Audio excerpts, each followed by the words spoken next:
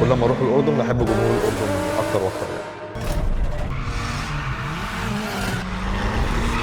كلنا بنكسب وكلنا بنخسر.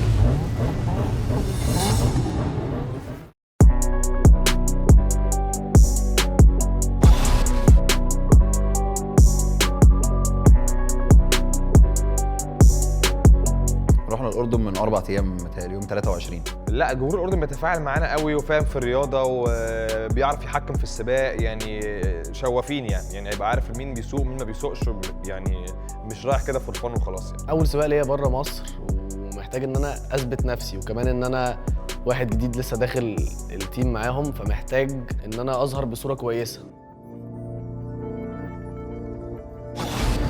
صباح الفل صباح الفل يا شباب، اخيرا نزلنا. فاحنا هنروح دلوقتي بقى على التراك بتاع مدبة.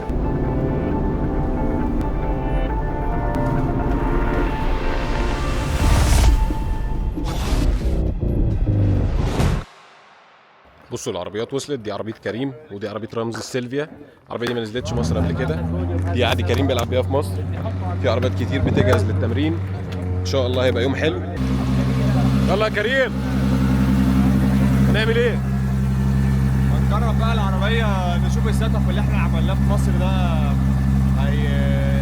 هيبقى ظابط ولا هنغير شويه حاجات ثانيه ولا لسه؟ جاهز؟ اخر تجربات ان شاء الله. قول لي نازل تعمل ايه؟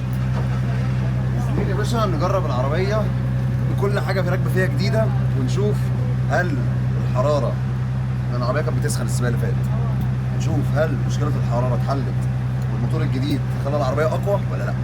هو ده السؤال بقى اللي احنا دلوقتي هنشوف. من أول رن وأنا حسيت العربية مظبوطة خلاص، وكان عندي مشكلة في السخونية ما بقتش بتسخن، فكان كل حاجه تمام يعني. وبعدين بقى كل رن كملنا ابتدينا نرفع الباور بتاع العربيه لحد ما وصلنا ان خلاص العربيه سليمه وشغاله.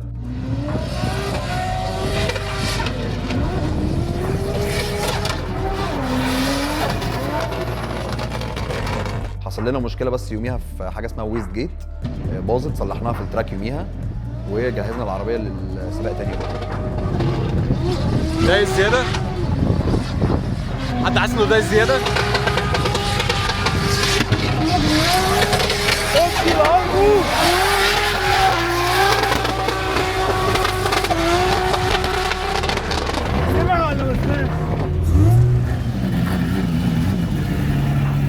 ايه اللي حصل؟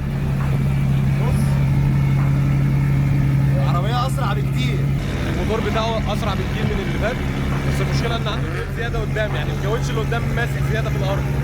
دي ان شاء الله هتتظبط بالتيونر وهنجيب رحنا جربنا العربيه في التراك بتاع مأدبة. مأدبة عامه ده مش انديكيشن لاي حاجه ليها علاقه بالسيت اب اللي احنا كنا بنظبطه في مصر.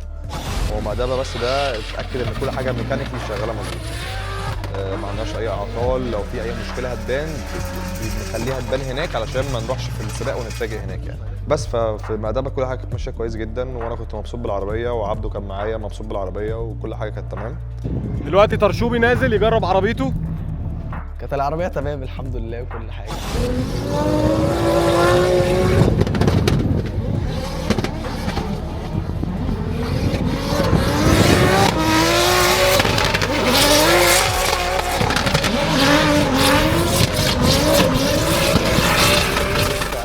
في تاني ملف تالت ملف هوب ببص فوق لقيت العربيه نورت فجاه كده. انا مش فاهم ايه اللي حصل يعني، المفروض العربيه جوه ضلمه. ببص فوق لقيت السقف مش موجود. ايه اللي حصل؟ ببص فوق لقيت السما. حلو، لقيتها قلب الكابورليه. ها الراوند 2 من التمرين هيبتدي دلوقتي. كريم ورمزي المفروض ينزلوا تاندم، يعني هينزلوا مع بعض العربيتين جنب بعض كده ويعملوا تشيسنج لبعض.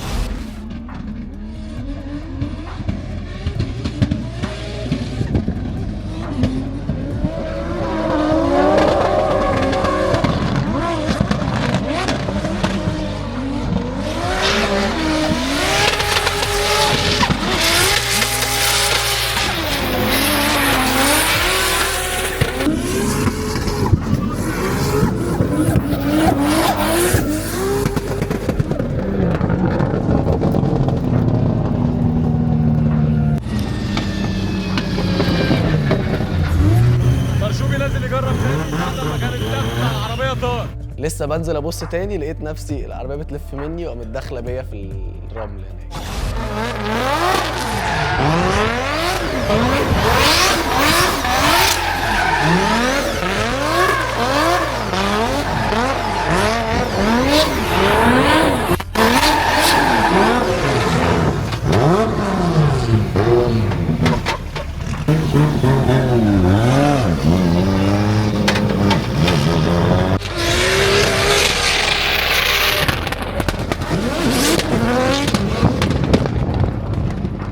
السقف انه يطير دي اصلا حاجه انا عمري ما سمعت عنها، فان هو يطير مره ودخلوا عملوه وربطوه مسامير بقى في كل حته ويطير تاني دي كانت مفاجاه. تاني مره طار بقى انا ولا بصيت له اصلا، كملت الرن عادي جدا وسبته وراح مع نفسه يعني. والله البدايه كانت ما شاء الله مش موفقه خالص مع مروان ترشوبي، يعني الله اكبر كانت اول عربيه اشوفها في حياتي السقف بيطير، دي كانت بالنسبه لي كانت مشكله يعني. بس قلت الحاجات دي يعني بتقويني مش بتضعفني بصراحه، يعني اللي هو بقول طالما هي عامله كده من اولها يبقى احنا مش هنمشي غير لما ناخد الكاس واحنا ماشيين. انا عامه عندي راي في الحاجات دي، ان هو الحمد لله ان الحاجات دي حصلت. يعني احنا كان ممكن ما نعملش اليوم البراكتس ده ونخش السباق ونلاقي السقف بتاع ترشوبي طار في السباق، فانا مقتنع ان الحاجات دي لو بتحصل معانا واحنا مش في السباق فده خير، ده كده بتظهر لك نفسها بدري علشان ما تروحش انك تكتشف. لا شغل عالمي، خد بالك كل دي اضافات. طمنا عليك يا ماما. لا سليم في بيتها. لا وبعدين الحمد لله العربيه سليمه ومفيش اي حاجه.